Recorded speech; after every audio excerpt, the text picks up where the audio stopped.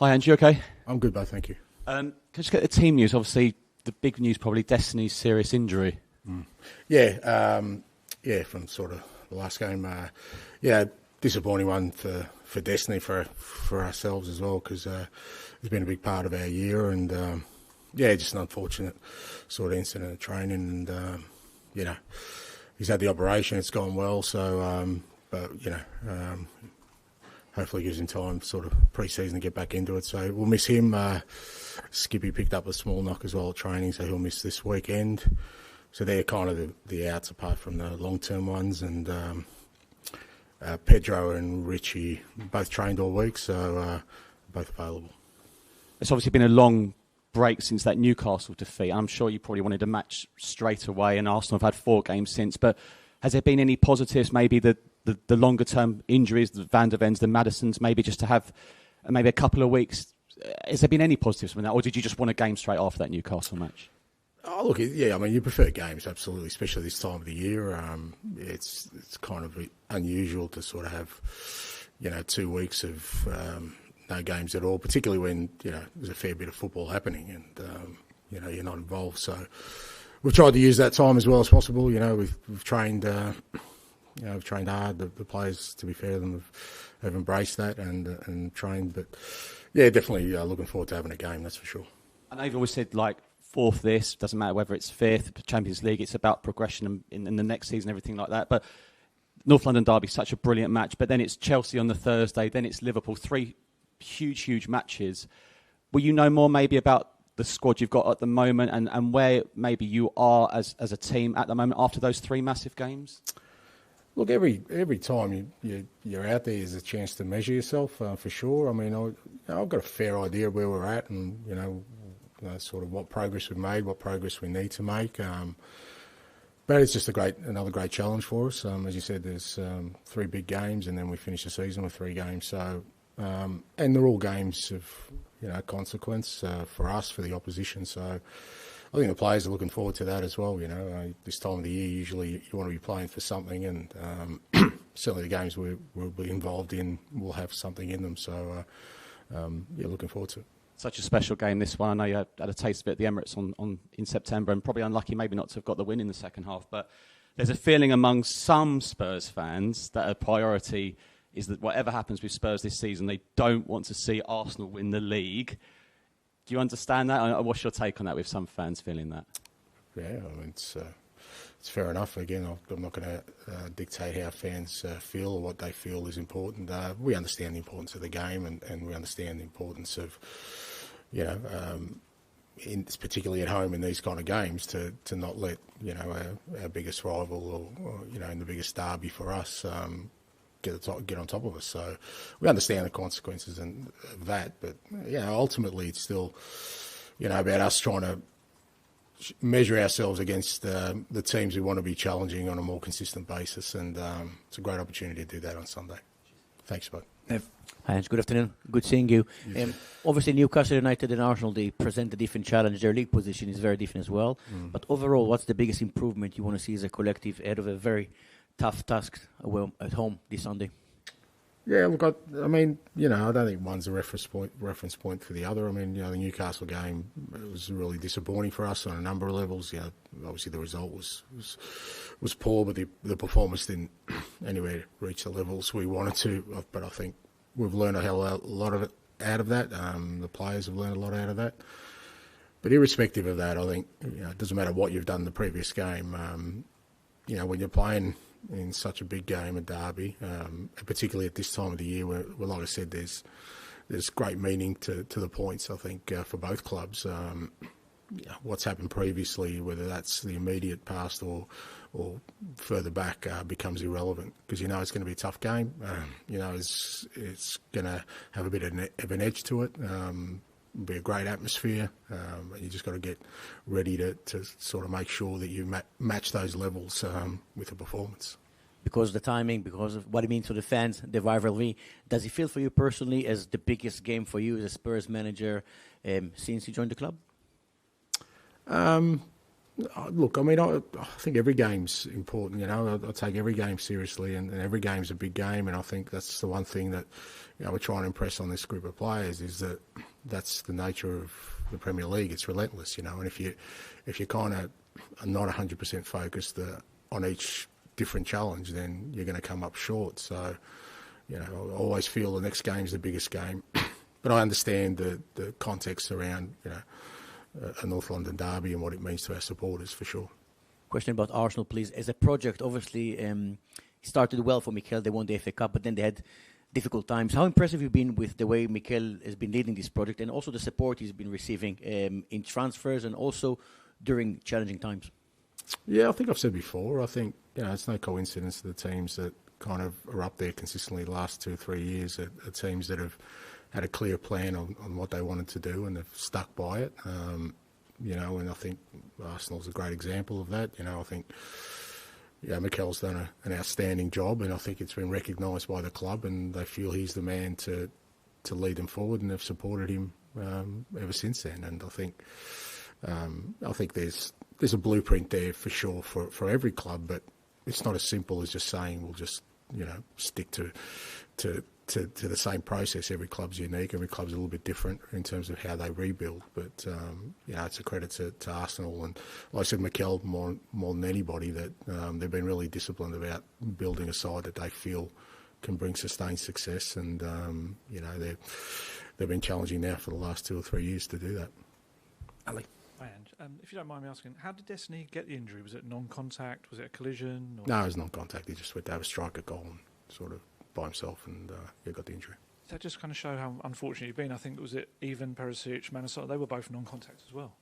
Yeah, well, you know, look, I've been around long enough to know that sometimes these things happen in football, and you know, you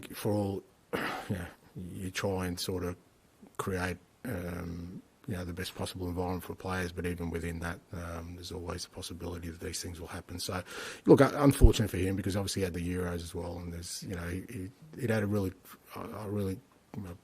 promising season for us. He learnt a lot. He was progressing, and but again, this is just part of a footballer's journey. You know, he's going to have to deal with this. Every footballer at some point has a setback. So, you know, if there's one silver lining, like I said, it did happen just before the off season, where it was, he's not going to miss a chunk of the season. You know, hopefully everything goes well, and you know, he's really close to starting next season. Dejan Kulusevski's become a dad this week. How's he coping with the maybe sleepless nights and training and everything all suddenly? Yeah, you know, it's great for Decky. I know he's very happy about being a dad, and it's yeah, I mean, it's as I keep saying to those guys, it's a life changer. You have somebody you know, within your sort of family unit becomes more important than yourself, and sometimes for footballers that's a bit confronting. But I'm sure Decky will handle it well, and you know, and his partner, and yeah, bless them and their child. Let's ask you about young Mikey Moore. He's been training with you guys in the first team for the last couple of weeks. How important is that experience for him to kind of learn from likes of Sonny, James Maddison, players like when he's just 16? Yeah, absolutely. Yeah, we've done that all year. We've had, you know, guys at different time from our academy and sort of you know, the under-21s training with us, you know, for extended periods, rather than sort of just bringing them up for a day or two. And Mikey's been really good. He's you know, look, he's a very talented boy, and he's had, even for him, he's had a fairly disruptive season, to be fair to him. He's had a couple of injuries, but when he's performed really well. The reports I've had on him have always been outstanding, and it's been good to have him. Like, you know, obviously we've had a couple of weeks without a game, and it was just good to get him involved with the first team. And again, to be fair to him, he's adapted really well. He hasn't looked out of place, and yeah, it's great for him, and hopefully gives encouragement to him and sort of the other guys who are coming through. Charlie, just confirm that you sort of mentioned in passing. So the expectation is Destiny will miss the Euros as well with this injury. Yeah. I just wanted to ask, with this block of games you've got coming up, the 3 big ones, how much do you now, or generally as a manager, think of them as a block, or is it just, let's just think about Sunday and concern ourselves with Thursday when it comes? Yeah, no, I mean, I think there's 6 big ones, you know, for us, and you know, when you look at our opponents, like I said, they've all got something on them in terms of, you know, for the opposition as well, they're still playing for something. So, yeah, you understand that they're going to be 6 really, you know, tough games, are a great measure for us. But I think kind of look beyond whatever your next challenge is. So that's the nature of the Premier League, and it's what we've been trying to, I think, try and impress on the guys, particularly the guys who are kind of, it's either their first year in the Premier League or just sort of getting their career started, that, every week is a challenge. There isn't a game where you can't be totally focused on just that opponent. And if you do have anything other than that focus, you'll pay a price. And I think we've done that a few times this year where, we haven't been as focused around certain games, and, we've been found wanting short. So definitely 6 big games, but not looking past the one on Sunday. Is it quite useful as well, because obviously next season you'll be in that routine of big midweek game, big weekend game, and there hasn't been loads of that this season, but obviously this will be a kind of test run for that. Yeah, I mean, again, you don't sort of, it's not an exact replica, but like I said, it's for us a good chance to measure ourselves. And, for me, as I said all along, it's about sort of understanding at the end of the season with everything we've had to deal with, how we've handled it, good, bad or otherwise, and what we've learned from it, and hopefully, create a foundation where, next year we're better placed to sort of be in a different position at the end of the season. How much as well, obviously you need cool heads for a game like this, but also it will be emotional, the crowd will be really up for it. How much do you say to players, lean in, harness that atmosphere, and how much is it about just focus on what you're doing? Yeah, I think you have to. I think you have to anyway when you're at a big club, or particularly if your ambition is to try and be challenging for honours, is you've got to be prepared to embrace the big games, the big occasions, and like I said, lean into them, and that's the reality of it. You can't sort of ignore it or try and sort of put it in a space where it's not going to affect you, because it will if you don't embrace it. So we want to be a club that hopefully is challenging for honours year in, year out. That means you're going to be involved in big games, whether that's derbies or otherwise. Big games of consequence, and again, sort of my advice always in these kind of situations is to embrace it. David. Hey, Ange. From your dozens of years of managerial experience, what have those experiences taught you, in terms of being there with something to play for at the end of the season? What is the key with, a month or so to go, with a handful of games to go? As I said, it's just about making sure you kind of, clearly embrace the challenge and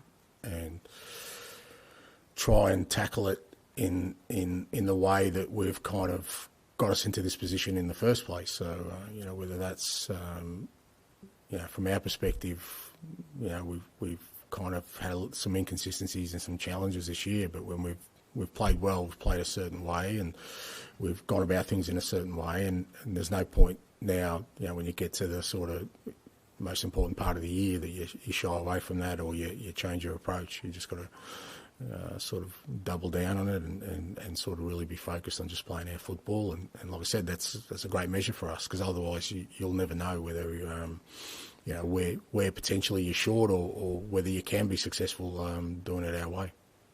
Your former club, Yokohama F. Marinos, just qualified for the Asian Champions League final with another former protege, Harry Kill. Just, I guess, a line on that. Yeah, no, it's great for H, and great for the club. I think they've been in one other Champions League final, but they haven't been in one for quite a while. So delighted for everyone there, the players, the staff. A lot of them are still there from when I was there, and I was delighted for Harry. I'm sure he's loving the experience working in Japan with that group of players, and Asian Champions League final is a big game, and I hope they do well.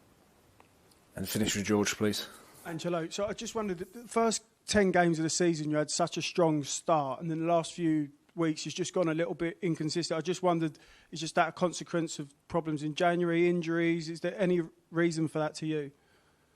Oh, there's a lot of reasons for it. I mean, it's it's just part of where we are as a team at the moment, and as a group. I'd be very surprised if anyone expected us to have 38 games unblemished in our first year of building a team. So I expected us to be consistent. They may have come at the start of the year. You just don't know. But we obviously, like you said, got off to a great start the first 10 games. And, it's quite simple to see what happened after that. We had some fairly significant injuries to key players, and we kind of battled our way through for a lot of that period and still stayed competitive. And the last sort of probably couple of months we've been inconsistent, where we've been really good or been off it. But again, I think that's just part of the process of where we're at as a group and as a team. And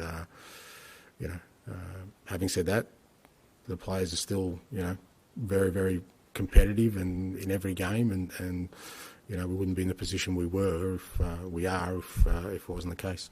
Heung-min Son doesn't have Harry Kane's record of scoring against Arsenal, but he always has a knack of, he's a sort of big game player, and I just wondered if you could just sum up what he's been like for you and how important he is for you as your captain in these big matches.